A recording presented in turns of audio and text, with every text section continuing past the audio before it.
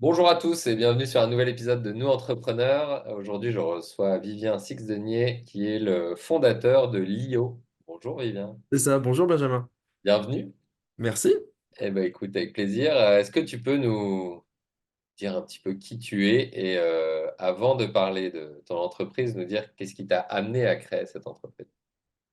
Alors, j'ai une histoire un petit peu hors du commun, on va dire. Cool. Donc, je vais l'expliquer assez succinctement, mais on va reprendre depuis le tout début. Donc, pour expliquer assez simplement, alors j'ai eu une enfance un peu spéciale dans le sens où j'ai grandi à l'hôpital, Ok, puisque j'ai une maladie orpheline qui s'est déclarée à mes 2 ans. ouais, Donc, de mes 2 à mes 12 ans à peu près, j'étais à l'hôpital et je suis officiellement guéri depuis mes 18 ans d'une maladie orpheline rare sans traitement. Et on peut dire que voilà, je suis un rescapé et que j'ai une bonne étoile parce qu'on est 6 en France à avoir justement eu cette maladie. Et sur les 6, 5 sont décédés. Je suis le seul ouais, survivant un peu, enfin comment dire, c'est une énigme de la science. ouais, Et donc voilà, déjà je m'estime chanceux de par cette expérience. Comme je l'expliquais, je suis guéri depuis mes 18 ans. J'ai raté pas mal de ma scolarité, puisque forcément, ouais, j'étais à l'hôpital et dans un contexte un peu compliqué. ouais, Mais je me suis très jeune passionné pour l'histoire, voilà, parce que on va dire que la lecture était un peu mon refuge. ouais. Donc c'est pour ça que bon, on le voit pas très bien, mais j'ai des bibliothèques partout, que ce soit chez moi, ici. Et je me suis vraiment passionné pour l'histoire et la philosophie. Et bon, particulièrement l'histoire, comme on le voit aussi derrière, j'en ai partout. Et mon objectif était clair dans ma tête, je voulais partir en fac d'histoire. Ouais. Donc j'ai tant bien que mal rattrapé mon retard, on va dire, au niveau scolaire. La chance que j'ai, c'est que j'ai une très bonne mémoire, donc j'arrive à assimiler énormément de choses rapidement. Mais je pense du fait de l'hôpital, j'ai eu des petits problèmes de sociabilisation, on va dire, qui ont fait que voilà, la seconde générale a été très compliquée pour moi. Ouais. J'ai été en échec scolaire et voilà, je me suis pas spécialement bien comporté, on va dire, jusqu'à être exclu définitivement de mon lycée. Donc voilà C'est pour des donner choses un qui petit peu arrivent. C'est ça, des choses qui arrivent. Et on m'a donc expliqué que les portes de l'histoire se refermaient devant moi et qu'il fallait trouver une voie de garage. Je me suis dit, bon, bah d'accord, mais à part l'histoire, rien ne m'intéresse, donc ça va être un petit peu compliqué. Donc j'ai commencé à chercher, je trouvais pas grand-chose. Et donc on m'emmène voir une conseillère d'orientation qui m'explique que, bah voilà, pareil, il faut que je trouve quelque chose. Donc j'ai fait les tests sur Internet, tu sais, ONICEP, Ok. pour s'orienter, on va dire, dans des voies, enfin pour trouver un petit peu sa voie. Bon, d'après les tests, j'arrive dans du paramédical. Ouais. Donc je me dis, bah très bien, je regarde cette liste de paramédical et je vois 250 métiers. Je me dis, bah ok, très bien, mais maintenant il va falloir que j'en choisisse un. Et enfin, rien ne me plaisait à part l'histoire, donc très compliqué de choisir quelque chose. Et tout le monde mettait un peu la pression. Et j'avais ma mère avec moi qui me disait, bah trouve un métier, là ça devient urgent. Et donc ce qui s'est passé, c'est que j'ai lancé la souris, enfin la roulette, je suis tombé sur prothésiste dentaire. Je me suis dit, tiens, le nom du métier est sympa, je vais faire ça. Et c'est comme ça que je me suis Cool. retrouvé dans cette voie-là. J'adore. Donc, histoire peu commune. Donc, j'ai intégré l'école de prothèse à Dijon, que voilà, j'ai fait donc le bac pro classique du métier de prothésiste dentaire. Le métier me plaisait absolument pas. Euh, comment dire? C'est plutôt l'environnement et la manière de travailler qui me déplaisaient énormément, dans le sens où c'est un métier très artisanal, où on est censé rendre le sourire au patient, mais sans être en relation directe avec lui. Pour expliquer assez simplement comment est-ce que ça se passe dans notre métier de manière classique, c'est qu'on est à notre paillasse, à notre établi. On a plein de boîtes devant nous, avec des modèles en plâtre qui sont des moulages dentaires du patient. Et à partir de ces éléments-là, on doit restaurer la bouche du patient. Mm. Ce qui est relativement compliqué puisqu'on n'a pas d'aide, on a très peu de photos, pas de visuel du patient, et il faut essayer de proposer la prothèse la plus esthétique et la plus fonctionnelle pour lui. Et donc c'est déjà une logique qui me convenait, enfin en tout cas me semblait pas Mm. fonctionner enfin à l'échelle d'une entreprise. Et je me suis toujours posé beaucoup de questions, sachant que voilà, encore une fois, moi, ma passion, c'était l'histoire, donc je me voyais, enfin, je voyais faire ma carrière dans des bibliothèques et enfin, avec des bouquins, parce que là, c'était de manière concrète et je devais travailler de mes mains. Et n'étant pas quelqu'un d'ultra manuel, me retrouver dans cette voie, c'était vraiment pas, enfin, ça manquait énormément de logique, on va dire. Donc voilà, ben, tant bien que mal, voilà, je me suis accroché, ça s'est très bien passé. J'ai fini major de promo au bac, ce qui a fait que, bah, ne voulant pas attaquer directement le monde du travail, je me suis engagé dans la voie du BTS à la sortie du bac, à Lyon donc. C'est comme ça que je suis arrivé dans cette ville, puisque de base je suis originaire de Saône-et-Loire. C'est Ok. pas très loin, mais j'ai rien à voir avec Lyon. Et, donc pareil, je fais mon BTS sans passion. Je découvre à ce moment-là quand même que le métier de prothésiste qui est classique de base intègre le numérique en aide pour le prothésiste. C'est-à-dire qu'on intègre dans les laboratoires dentaires pardon, des scanners de table qui nous permettent d'enregistrer ces moulages 3D et de pouvoir Mhm. faire des conceptions d'armatures prothétiques sur ordinateur. Et donc ça a été une illumination, je me suis dit, mais ça c'est génial, on va pouvoir transposer tout cet aspect manuel et toutes ces choses qui me déplaisent un peu en numérique. Et bon, je me suis pris des gros stops et à l'école et enfin, surtout en milieu professionnel, parce que à mon sens, le numérique allait pouvoir, au-delà de nous aider, mais remplacer notre manière de Ouais. travailler très artisanale et de simplifier énormément Et d'étapes. toi, comme c'est un métier qui, au final, comme Me il plaisait. existait, te plaisait pas, tu n'avais pas de problème à le remplacer quelque Exactement, et je part. me suis dit, mais c'est une option hyper intéressante, et c'est même pas une option, c'est qu'il faut que ça se passe comme, enfin, ça va se passer comme ça. Le Et, sens de l'histoire. c'est ça, exactement. Et donc, je me prends des gros stops. On m'explique que non, c'est pas du tout la vision du métier, j'ai rien compris. C'est simplement une petite aide pour le prothésiste pour améliorer, on va dire, la qualité de son travail et justement réduire son temps de production. Mais c'est tout. Je me suis dit, bon, ok, mais enfin, ça me convenait pas, cette réponse, parce que j'avais le sentiment que. Enfin, la première chose que je me suis dit, c'est, attends, ça fait 50, 60 ans qu'on a envoyé des bonhommes dans l'espace, aller marcher sur la Lune, et faire des prothèses en numérique, c'est compliqué. Je me suis dit, enfin, c'est pas une logique qui me Ouais. convient. Et donc voilà, je termine mon BTS, major de promo également. Tout se passe pour le mieux, mais je suis toujours pas passionné de mon métier. Et encore une fois, c'est pour ça que je parle de bonne étoile, parce que j'ai l'impression que j'arrive toujours au bon endroit, au bon moment. Juste avant de passer le BTS, une nouvelle école ouvre sur Paris. Et cette école, c'est enfin, c'est pas l'école qui ouvre, c'est plutôt une section, pardon. Et c'est le bachelor prothèse dentaire numérique. Donc c'est la première fois que comment dire, un cursus dans la prothèse dentaire est exclusivement basé sur le numérique pour voilà, proposer au laboratoire d'intégrer des prothésistes, mais qu'on va qualifier d'infoprothésistes, Mm. qui sont derrière les ordinateurs pour modéliser les cas et ce genre de choses. Et donc j'intègre cette école voilà, que je fais pendant un an en alternance à Salanches, où j'apprends en même temps à côté le milieu de l'implantologie, qui est une des spécialisations, on va dire, du milieu dentaire, D'accord. quand on va remplacer des dents absentes par des implants dentaires. Et donc, je fais mon année, tout se passe bien. À la sortie de ce cursus-là, donc je dois avoir ouais, j'ai 20 ans, 21 ans. Une start-up lyonnaise, enfin qui n'était pas lyonnaise, qui était de Chambéry de base, me propose d'intégrer leur société pour créer leur laboratoire pilote et s'occuper en partie de leur recherche et développement, ce que j'accepte. Donc, après mon année d'études en bachelor, que j'obtiens en étant major de promo, c'est de cette manière aussi qu'ils ont entendu parler de moi. Je descends donc à Montpellier, créer cette structure. Pendant 2 ans, ça se passe relativement bien. Et bon, après quelques problématiques, on va dire, rencontrées, bah, je décide de finalement quitter cette structure pour créer mon laboratoire. Et j'ai créé donc mon laboratoire à Lyon, qui est la structure mère, on va dire, en mars 2020 Ouais. avec cette logique de 100% numérique. Donc en prenant vraiment à contre-pied ce qui se faisait habituellement dans tous les laboratoires, où on est en méthode traditionnelle et on intègre un peu de numérique. Là, j'ai complètement chanté la partie traditionnelle pour faire exclusivement du numérique. Ok. Donc toutes les méthodes traditionnelles d'acquisition avec justement ces moulages en plâtre ont même pas été intégrées à la création de la structure. Et je me suis basé sur donc l'acquisition des données par les praticiens avec des caméras intraorales qui commence à vraiment percer le marché Mhm. et être le flux de référence en termes d'acquisition. Et voilà, proposer des modélisations 3D. Et donc, c'était l'objectif de base, l'objectif primaire.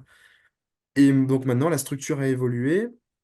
On intègre aussi une unité de production qui nous permet donc, de transformer nos projets numériques en projets prothétiques réels. Et on peut donc maintenant livrer un travail de A à Z à nos praticiens. Ok. On peut dire que voilà, j'ai connu quelques déboires aussi lors de la création de l'entreprise, parce que c'est quelque chose que je découvrais un petit peu. Enfin, j'avais pu le faire à Montpellier, mais bon, c'était pas avec mes propres Ouais. finances. Et comme je suis issu du milieu ouvrier et que bah voilà, de par ma maladie, mes parents ont dû on va dire, mettre toutes leurs économies dans mes soins. Ils n'avaient pas énormément de côté. Moi, j'ai mis le peu que j'avais sur mon compte de ce que j'avais pu accumuler à Montpellier pour créer ma structure. Et encore une fois, voilà, je parle de bonne étoile parce que les choses se déroulent toujours de manière compliquée, mais la finalité est toujours top. Et pour expliquer les choses, c'est que je crée ma structure en mars 2020. On signe les papiers 3 jours avant le confinement. Ouais. Donc forcément, voilà, le prêt à la banque est acté, tout est prêt à lancer. Je ne suis pas du tout connu, puisqu'à l'époque, quand j'ai monté le laboratoire, j'avais 22, 23 ans. Donc c'était relativement compliqué déjà de se faire une place, on va dire, sur le milieu, à l'échelle déjà régionale et nationale. Est-ce que tes Et clients sont des dentistes, du sur coup? c'est ça exactement, des Chirurgiens dentistes? chirurgiens Ok. Ouais. dentistes, chirurgiens exclusifs et orthodontistes un petit peu aussi. D'accord, ouais. Voilà, on touche pas directement les patients, nous, on travaille sur prescription de praticiens. Et donc voilà, les débuts ont été relativement tendus, mais je vais décider de m'accrocher malgré voilà, les remarques aussi bien personnelles qu'au niveau professionnel, bah, que ce soit par l'avocat, le comptable qui me disait, bah, Vivien, là, le timing est pas bon, il est peut-être plus sage d'arrêter, de limiter la casse plutôt que de continuer. Et ma logique, parce que j'ai toujours été comme ça, c'est que tant qu'il y a encore un minimum de chances que ça fonctionne, on va au bout, quoi, parce que je suis sûr de moi. Et ce que je disais, je dis tant qu'il reste 1 euro sur, enfin d'exploitable sur le compte bancaire, et ben, je continuerai. Et donc voilà, on peut dire que les débuts ont été un peu compliqués, mais de par comment dire, mes premiers cas, les petites connaissances que j'avais, ben, on a commencé à se faire connaître, surtout sur l'aspect novateur du fait qu'on soit le seul laboratoire à proposer ces prestations 100% numériques Ouais. et 100% françaises. Ça a commencé à se faire savoir et petit à petit, on a fait notre chemin et on a connu une très grosse croissance. Là, à l'heure actuelle, alors pour expliquer aussi hein, le fonctionnement de la structure, j'ai créé une société holding qui est LIO, qui détient des sociétés filles. Donc la société fille, la structure mère, on va dire, c'est LIO Modélisation, qui est à Lyon, où on est 17 collaborateurs, 16-17 collaborateurs. C'est ça. J'ai créé depuis 9 mois maintenant une structure à Amiens, donc liée aux Hauts-de-France.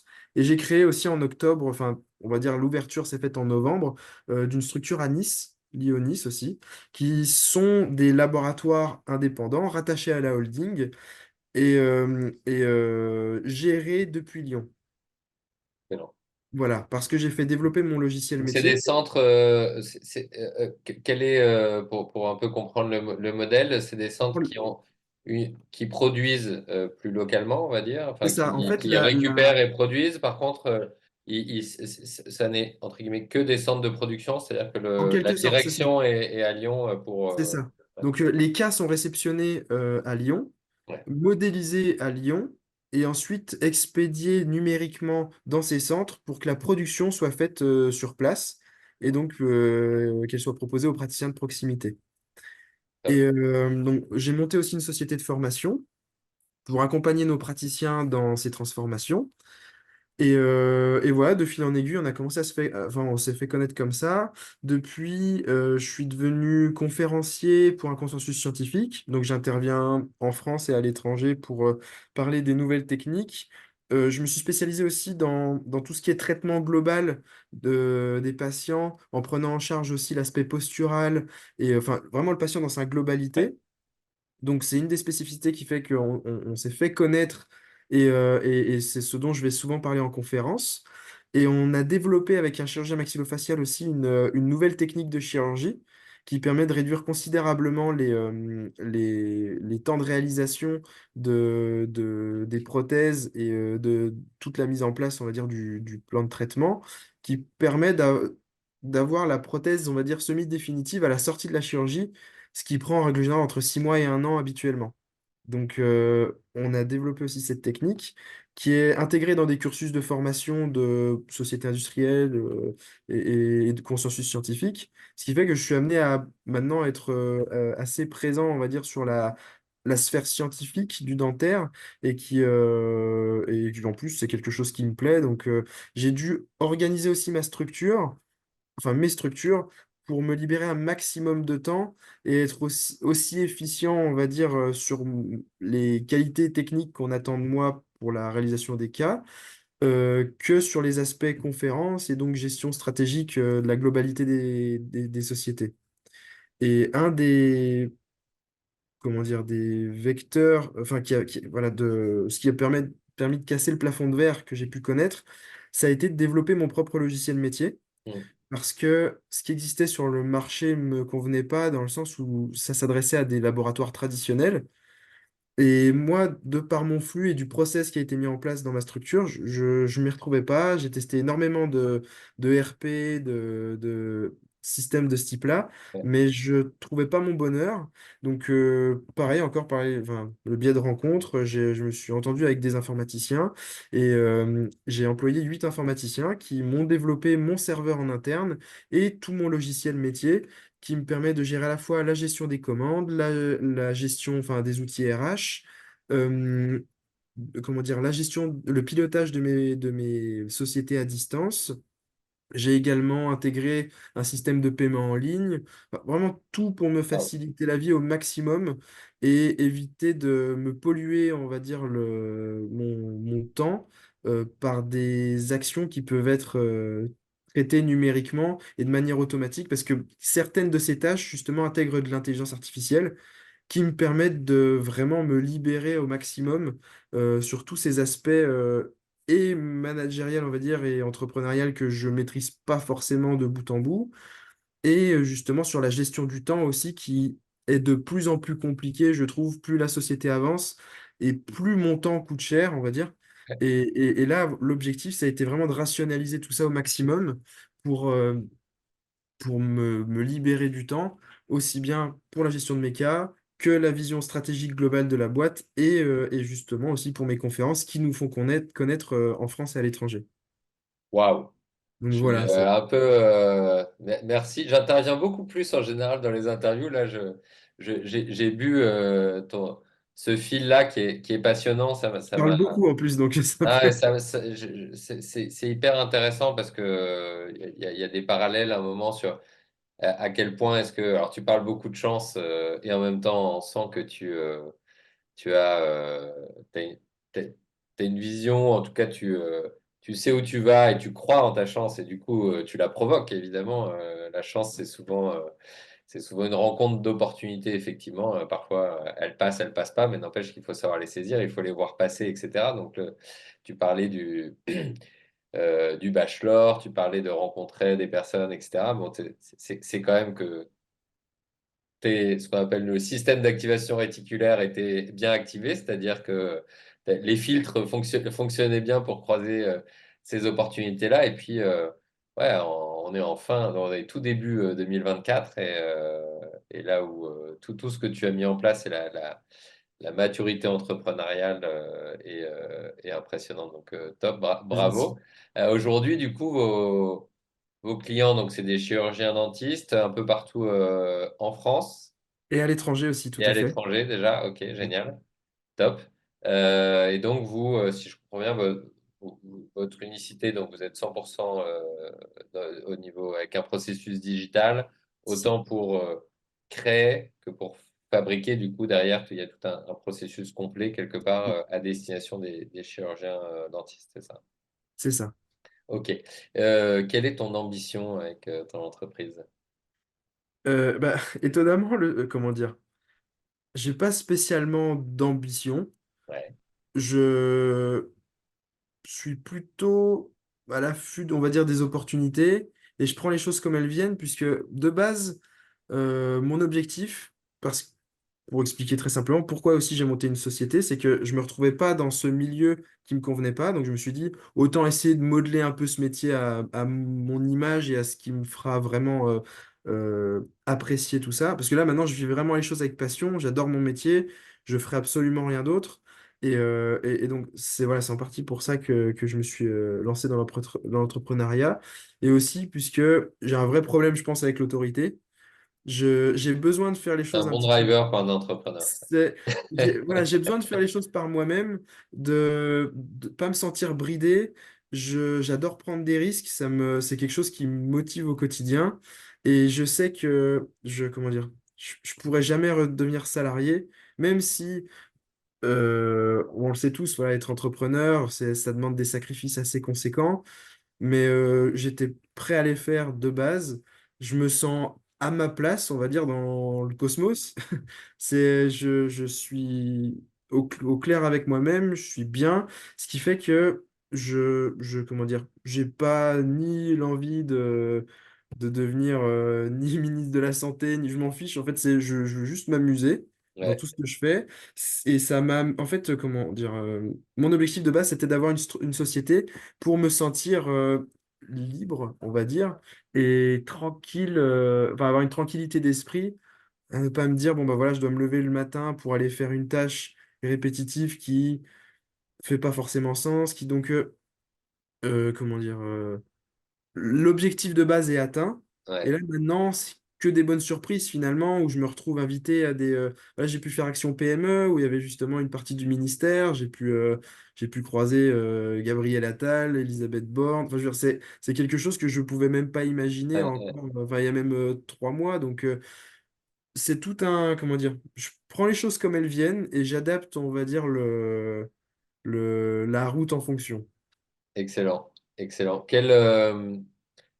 Quel apprentissage tu as sur il y a sûrement énormément, si tu veux en isoler un sur ces 4 années d'entrepreneuriat? L'apprentissage.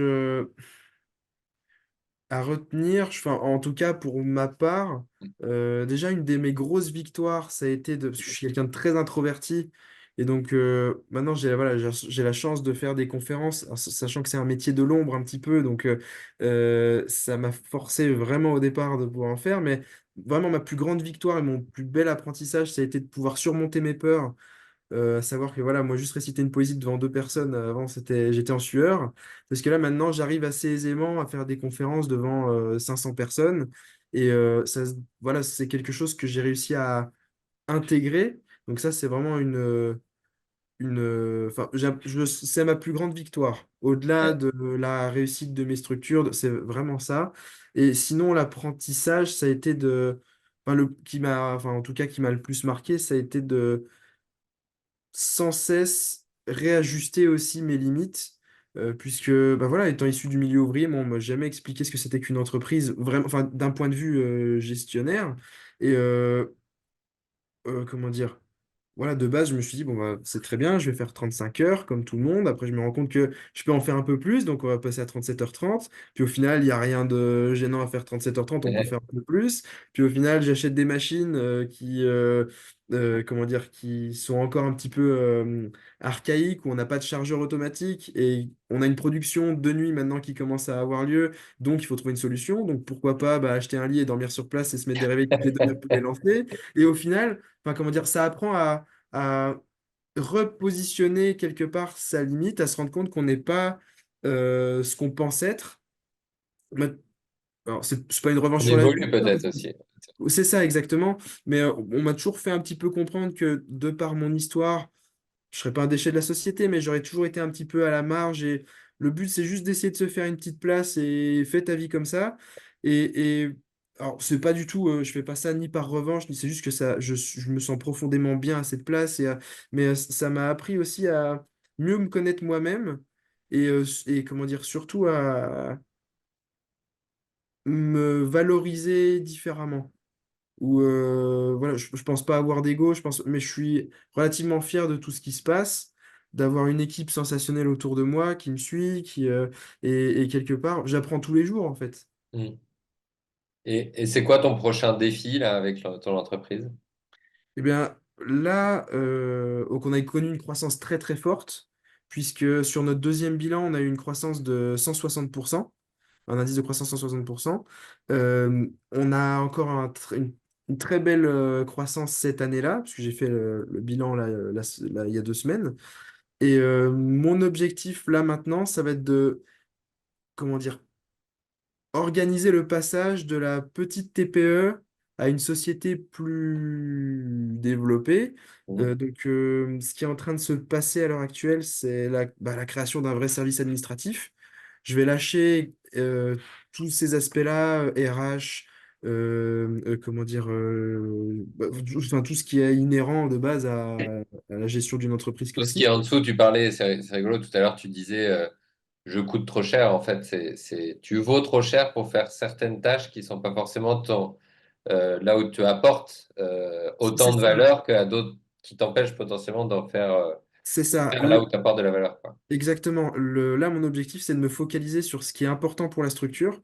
Et ce qui est important pour la structure, c'est pas que je génère les factures, c'est que je traite les cas efficacement, correctement, que je sois présent euh, en conférence, que je sois vecteur d'innovation encore dans le secteur, que je développe correctement mes boîtes en ayant une bonne stratégie globale.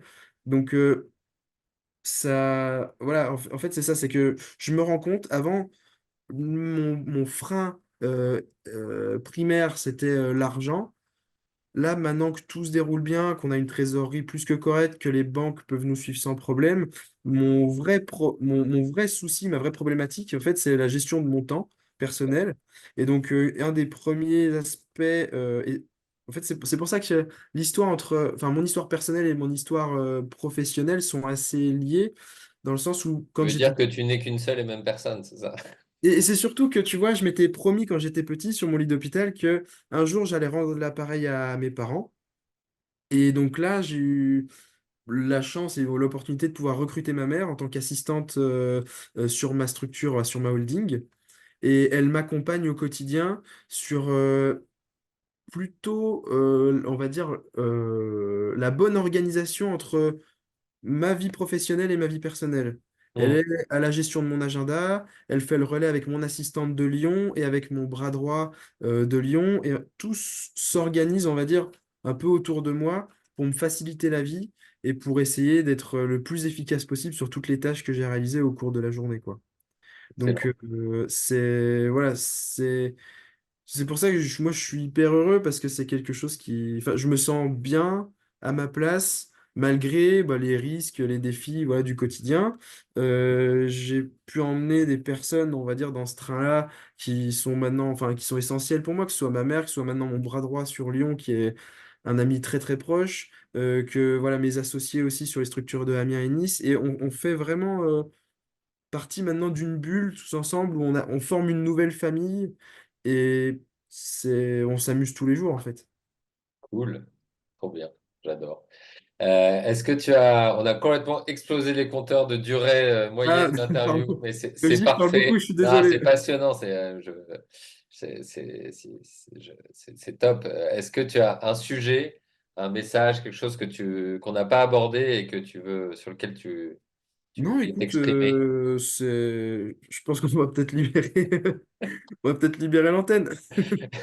Si on a déjà explosé le temps de parole, je vais Voilà. pas plus Comment on te encore. contacte alors? Comment on vient de voir qu'on soit chirurgien dentiste ou autre, que l'histoire parle? Voilà, comment est-ce que tu C'est arrives de simple. bonne entrante si on veut t'avoir en conférencier? Moi, j'interviens surtout sur des sujets dentaires, Ouais, forcément. De plus en plus aussi dans les écoles pour expliquer un petit peu mon parcours qui est atypique. ouais, Pour essayer d'inspirer, on va dire, la nouvelle génération de prothésistes qui est un petit peu perdue entre cette version artisanale, cette version 100% numérique, comment ils se positionnent au milieu de tout ça. Donc, j'interviens beaucoup dans ces aspects-là.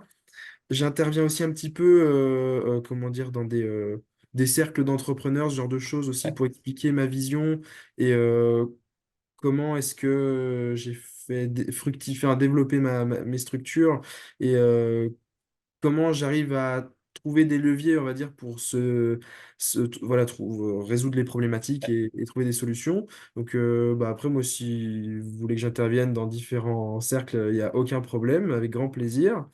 Et sinon, Donc, le canal pour te contacter, c'est quoi principalement? n'importe, les réseaux sociaux, mon Ouais. site internet, il n'y a aucun problème. On mettra tout ça en commentaire de l'épisode pour ceux qui veulent te contacter. Écoute, Vivien, merci beaucoup d'avoir partagé ton histoire, ta vision, ta passion, ton inspiration. Je te confirme, c'est très inspirant.